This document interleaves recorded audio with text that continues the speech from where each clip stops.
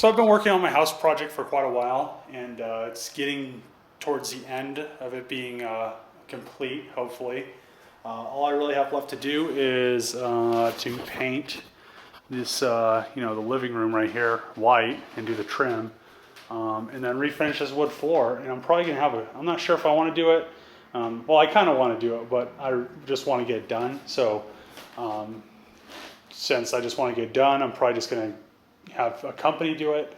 They'll come in here and strip the floor, sand it, and then refinish it.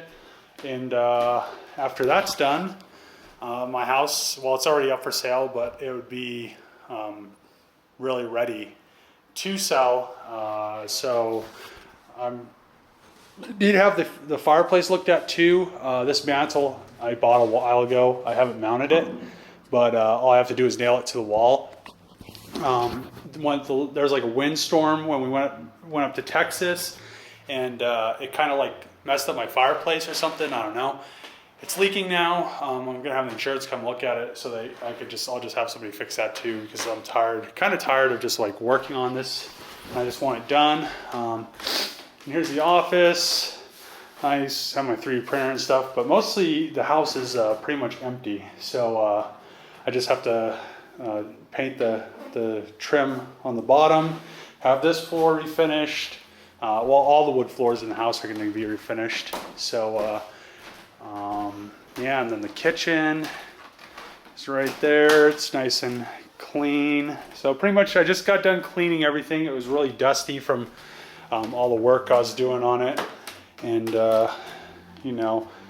like some things like this need to be buttoned up, and that's the intake for the central air. But and these wood floors will be refinished as well. This is the bathroom. I got to do the molding on the edge, but otherwise I just have to glue that on and caulk the around the tub.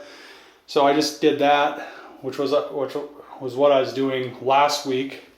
And I know you guys, some people wanted to see like my house project, and I was like, okay. So in my room, and there's the door for the bathroom, but other than that, it's close. So I might be done with this project pretty soon, which I'm really excited about, because once I'm done with this and I get it sold, I could actually start working on my other projects and start the process of like thinking of like what I'm going to do next. I'm probably going to get one of my coupes going, most likely the LS1 coupe, closest car to being running, one of my 240s being running. And yeah, just going to do that, and then I'll probably worry about building a new house. I'll have to it'll be a process, so I'll have to find land, and I want to get like 5 acres and build a nice size shop, nice garage, all that. And because right now I live in the city, it's pretty shitty. Because I do live in the city, I have my truck, and my driveway is really skinny. I'm sure people have heard me talk about this before. So now that this is getting close to being done, I can start thinking about that. And once I have my a shop, I could work on projects, and it'll be wonderful. So this has kind of been holding me back for years. This house, when I was up in Minnesota, every vacation, all the vacation almost that I had, I'd come down to try to get this done, because my plan was at the time to get it done, because I have my girlfriend in Minnesota too, that we're not together anymore, but so I was trying to get this done so I could buy a house in Minnesota, and we could just start something there. Then I got laid off, and then I had to I was still trying to get this sold so I could be with her, but then then shit didn't work out, I guess. Long story, but I'll make it short. So now I'm just still working away. Kind of changed my focus on what I'm going to do after I sell the house. Before it was mostly I was going to still do cars and everything, but I was mostly focused on my ex-girlfriend, which, you know, now I don't have a girlfriend, so I'm just trying to get this house done because I've had it since like sophomore year of college. I've had it a long time, almost 10 years, as hard as that is to believe, I guess. And then, I don't know, it was nice to have, but then like as I had it, it kind of became more of an issue, especially when I got a job in Minnesota as an engineer for Cummins. It was a really big problem. I was just paying on this to sit here, and then I was using a lot of vacation to try to get it done so I could get rid of it, because it just sat for 3 years, and I don't know. It's kind of a big, houses are kind of, I don't think Trevor understands, he's trying to get a house right now, how big of a hassle they actually are. They're really nice when they work, just like a car, but when they don't work, like my sewer issue, and then all the issues I've had so far is just like a car, but times like 100. So I'm pretty close to being done. I have a few little things. I need to clean this room out. It has some bits in it, but not too many left. So this room and the basement is really the only rooms that have bits in them that I need to move to my semi-trailer. I'm really happy that, because when I lived here, I had a couch, like a L couch right here in front of the fireplace, and then I had my like TV over here and shit. But when I was like trying to like move all of my shit that I like gathered over the years, I just kind of turned this whole area, like the office and the living room, like a staging area for like moving shit out, and I didn't have anywhere to stick it, so I had to buy containers, and that took time and money and all this blah blah blah blah. So now that like it's back to like an open space, it like just is like a big weight kind of has been lifted off of me, because I don't know how to explain it. It's just like you're just dreading, like you're just like, oh, this shit. It's surprising how much stuff you can collect over the years, car-wise. I have a lot of cool stuff, but I also have like a lot of just like stuff. You're like, well, I don't need to throw that away because I could use that. So, and I still haven't thrown it away because, you know, you could use it. I'd probably call it hoarding, but, you know, some people would probably call it hoarding. But, you know, it's hoarding good shit. So, you know, you can't get rid of good shit. I need to find the ECU in this thing, and I think it's just in the kick panel where they all are. So, you know, I just got to get in here and remove that really quick to get the ECU out so I can send it off to get programmed, and then this bitch will start and I can take it for rips.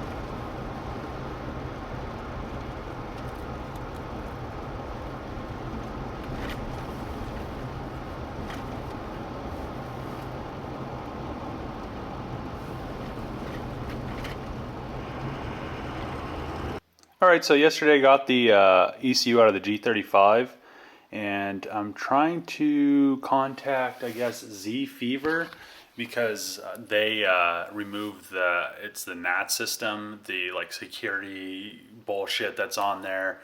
They remove it, they do like a little bit of like a tune.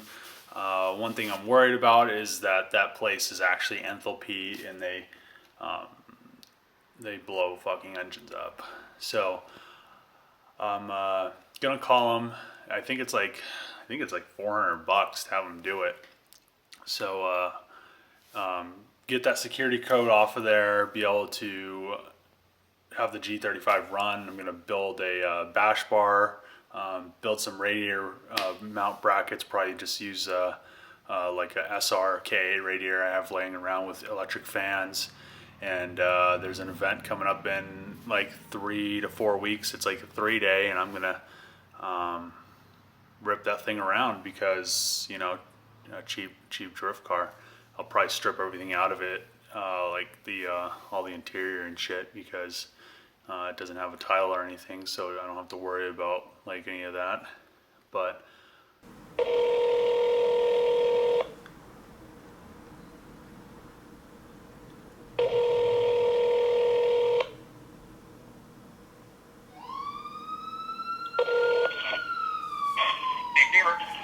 hi, yeah, I saw that you guys like got rid of the NAT system on the like G35s and 350Zs.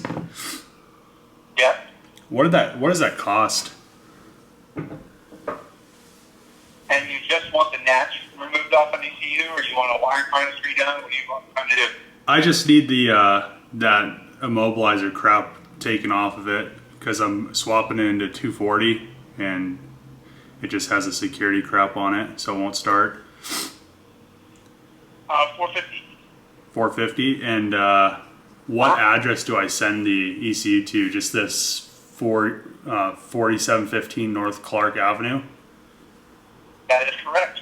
And I usually do it the same day I get the ECU and then turn it right around and ship it back out. Okay. And payment wise, I PayPal you or? PayPal's fine. Okay. That works. All right. So I'll try to get this thing shipped out, and then I'll just put my phone number in the box. Is that how it works, or when you get it? Yeah. And so what I do is I usually shoot me an email with your name, address, phone number, so I can get a hold of you. And then inside the box, same thing. Just give me your name and address and phone number, and what you want done to the ECU. When I open the box, I'll call you, say, okay, I've got your ECU right here. I'll send you an invoice through PayPal. You pay the invoice. I'll tune the ECU, and then I'll drop it in the mail and get right back to you. Okay, and then for the 450 or whatever, can you change any of the... I was talking to Aaron a little bit when we were in Texas, and he said that you guys like did stuff with timing, and I don't know, you could change other parameters for the 450. I have a tune that I put on the ECU at the same time, and I assume that you're going to put an exhaust system and an intake, and you're not going to have any catalytic converters. Yeah. And we extend the rev limiter, improve throttle response, a few other things, Okay, cool. All right, that sounds good. Yeah, I'll try to get this in the mail in the next couple days, and then I'll probably hear from you once you get it. Awesome. Cool. All right, thanks, man. Bye, buddy. Appreciate it. Yep, bye.